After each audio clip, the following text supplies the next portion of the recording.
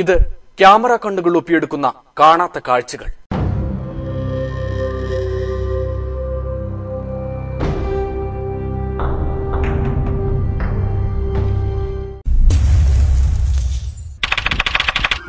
ഇനി വരുന്നൊരു തലമുറയ്ക്ക് ഇവിടെ വാസം സാധ്യമോ? ഇനി വരുന്നൊരു തലമുറയ്ക്ക് ഇവിടെ വാസം സാധ്യമോ?